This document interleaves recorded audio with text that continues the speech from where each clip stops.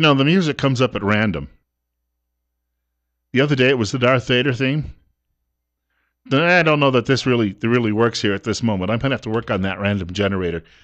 842, Bill Colley with you on Top Story on News Radio 1310 KLIX and newsradio1310.com. On Monday mornings during this segment of the program, we have an opportunity to speak with Randy Stapilus from Idaho Weekly Briefing. And I remind people, he has decades experience in the news business in the Northwest. And so he brings that along, and it's that institutional knowledge, I think, that really is a benefit to anyone listening in these conversations, because it gives you some context to a lot of what's going on. But first of all, Randy, welcome back to the program. Good to be back. One of your stories is, in fact, you have a great picture on the weekly briefing of sage-grouse out somewhere in the middle of the brush, and we've got a lot of disagreement going on right now. When I learned of that decision, I was driving home one afternoon last week, and it was a bulletin on it that I heard in a farm report. And then I thought, wow, this is good news. And then the next day I was talking with the governor on the phone, and he said, not so much. Hold on, hold your horses. So what's going on here? Well, it's kind of a funny thing. For the most part, I think at least in a lot of places around the West, the reaction was pretty positive. I ran across a comment from a state legislator in Oregon who represents the part of the state that bumps up against Idaho. And people in that area are very much like a lot of people in southern Idaho. It's a very rural and very conservative area. And he was very happy with the decision. He was delighted with the way that came out, because it recognized that the state input had made a difference. That a lot of first of all, that the species wasn't going to be declared to be endangered, which would have had some major impacts, and also that the state efforts had really kind of paid off. In Idaho, the reaction was a little bit different. I'm not sure. I have not yet seen any other states joining Idaho in this. We'll see whether others do. Maybe others do. But the Wyoming governor, for one example, was standing with the Interior Secretary, Sally Jewell, when this was announced, and he's a fairly conservative Republican, was saying that he was quite happy with it. So, I guess it'll be kind of interesting to me to see whether Idaho winds up being sort of a legal outlier in this new legal case that's being brought. It generated some reaction, I saw, from people who were kind of wondering whether there was almost anything the federal government could do these days that wouldn't generate a lawsuit from Idaho. I just saw this in the Wall Street Journal this morning. It's I guess the lead editorial there. And I don't know who Rob Bishop is. He's one of those names in Congress, and 435 in the House. It's difficult to keep track of everyone. But he is an environmental committee chair. Okay. He went on to say, though, he thought it was a de facto listing as an endangered species listing. So there is obviously some dissent going on here with all of this. I guess. Well, certainly that will be a place then where some of that discussion will take place, because his committee has been a pretty active committee on a range of environmental issues. I do know that from talking with the people with Idaho Fish and Game, they had believed that they had done. In fact, at least the journal acknowledges that there have been, the states themselves were doing a pretty good job of working with the federal government on this, and even bringing in a lot of the environmental groups. And my thinking was, from what I was hearing from Idaho Fish and Game, that this was the reaction that they were looking for. Mm-hmm. Yeah, it really the states kind of went a good deal further and did a good deal more than they sometimes have in the past in dealing with this. And Governor Otter, for one example, was pretty proactive in it. Worked with Department of Interior on this, and there were actually public events where he and the Interior Secretary were there together talking about it. It's kind of interesting to see the way it's developed, and it'll be kind of interesting to see now where the legal case goes and whether there's some reaction in Congress. I'll be interested, for example, to see what Mike Simpson does next. He's been obviously very active in a number of environmental issues, and I wouldn't be surprised to see him weighing into this. Speaking of Mike Simpson, and you reported that he had great praise for John Boehner, who's retiring not just from the position as Speaker, but from the House as well. And you also pointed out that there was some praise as well, although probably not quite as genuine, from Raul Labrador. Is that a good way to put that? That's probably a good way to put that. The praise from Simpson would be pretty much unalloyed praise.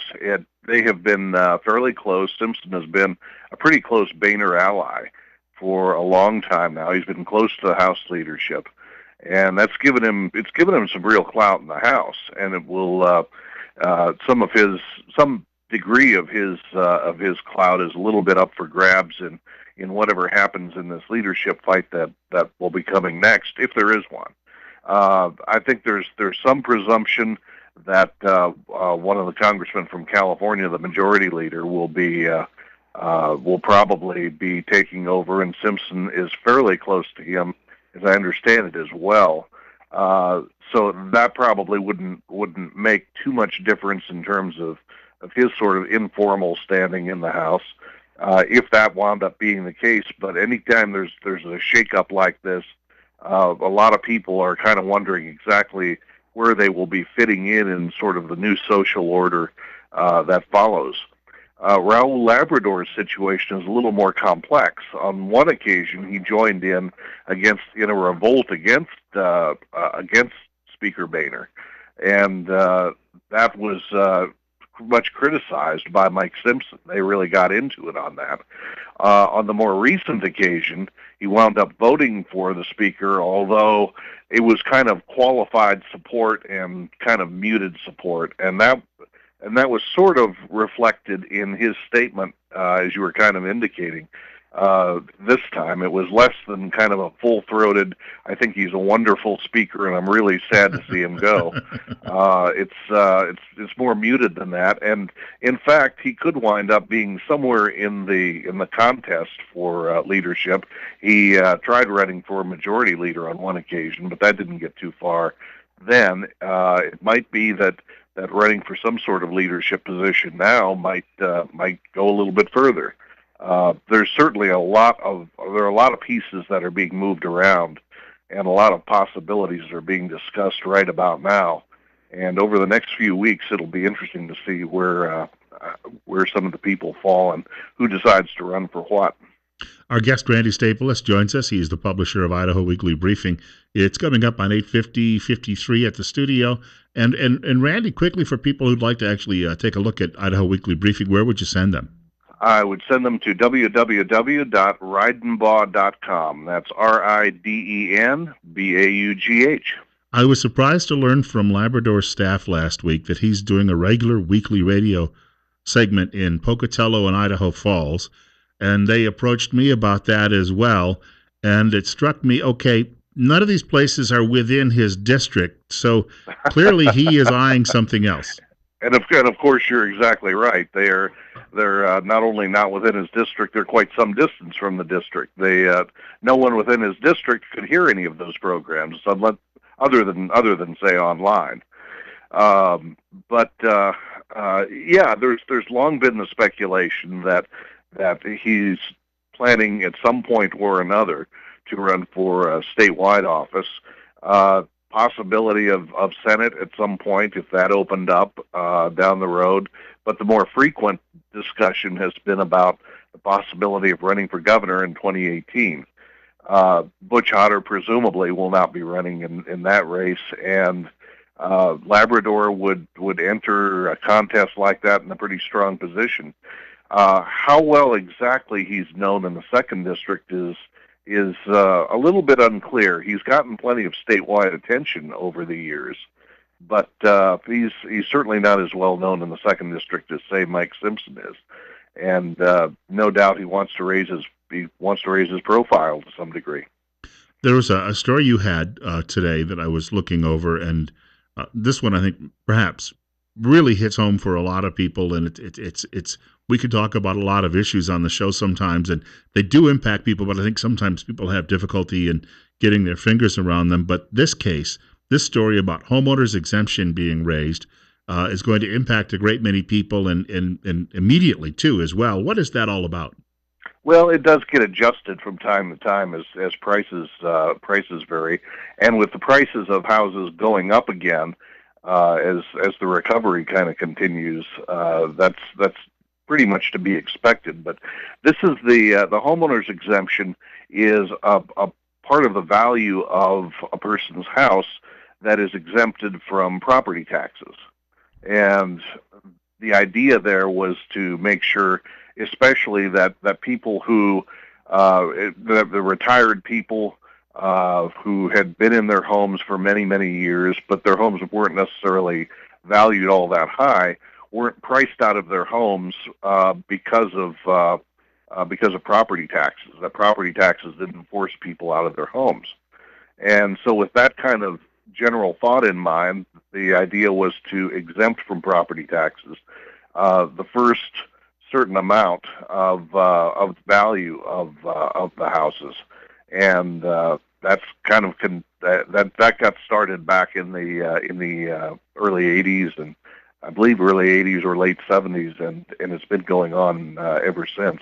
And I think it's a pretty popular approach, not just because of property taxes that are foregone by a lot of people as a result of that. Their basic house property taxes are diminished somewhat, but also because some of the people that would have the most trouble paying them are really kind of exempted out from some of that. I think Idaho, in fact, is like 39th highest property tax in the country, which puts us, very far down that list. It's one of the advantages in that regard that Idaho has is that it has what the tax people call a three-legged stool. It has three major taxes: the sales tax, the income tax, and the property tax. And because of that, no one of those taxes needs to be extraordinarily high. If you go over to Washington State, which doesn't have an income tax, then you find higher property taxes and very high sales taxes. In Oregon, which doesn't have a sales tax, you find higher income taxes, and occasionally higher property taxes as well. In Idaho, because all three are available, all of them are kind of kept a little bit more modest levels, and people who study taxes around the country can generally think of that as kind of a better model for spreading the tax burden around. It's 8:55, almost 8:55 and 53. Our guest, Randy Stapilus, publisher of Idaho Weekly Briefing, joining us on News Radio 1310, KLIX, and newsradio1310.com. Top story with Bill Colley. There was a story that you focused on about a new cadaver lab, and before people get, I think, they think that's a little morbid. This is actually is quite an impressive operation that's being set up, and it's going to be great for training people in medical professions. Idaho, of course, doesn't have a medical school as such. There's on and off. There's been some discussion about setting one up through Idaho State University at Pocatello, but ISU does have a bunch of medical related training facilities and other things that it does do. It does have. There is a lot of dentistry preparation that goes on there. There's a good school of nursing that's done there.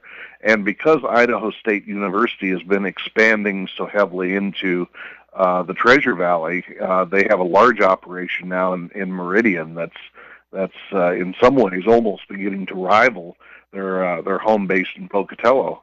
They're starting to add some new facilities like this.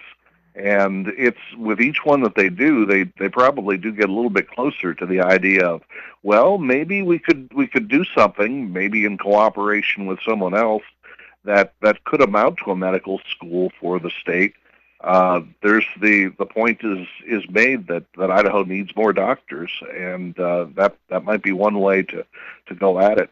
But this will provide some additional training and various services for people around the Treasure Valley, particularly, and ought to be fairly helpful and useful in that area. Got about a minute left, and every once in a while I'd like to ask you, is there anything that you've got as a prediction or something that you think people should be looking out for in the next week? Well, we should just about see the city elections starting to kick in, and it would probably be a good time to take a look at how those city elections are starting to come together around the state. The Boise city's elections got a little bit more interesting with a more veteran challenger to the incumbent mayor. But there are others around the state too that could be starting to kick in a little bit more. And now that the announcement period is passed and candidates are starting to really move. I was going to say, and sometimes the numbers just impress me. How many people for what? How hard the work is versus what you'd actually get out of it. It amazes me that you have so many people. Sometimes 3 or 4 candidates for each seat. Well, that's true. That's true. In places like the Twin Falls City Council, there's you don't really get a lot of remuneration out there other than psychological. Hey, Randy, thank you much for your time this morning, and we look forward to speaking with you again next week. We'll talk to you then. Thank you. Randy Stapilus joining us this morning on Top Story on News Radio 1310 KLIX and newsradio1310.com. We've got one more hour coming up in just a moment. Fox News at 9 o'clock. Bill Colley with you. And a lot of things to talk about. Clearly, we won't get to everything today, but that's why they let us do this 5 days each week. Couple of notes. Ben Carson, you want to talk about a guy who was criticized roundly a week ago today for some comments he'd made the day before on TV, not hurting him among pollsters, or at least among the polls being taken, including among Democrats. Details on the way.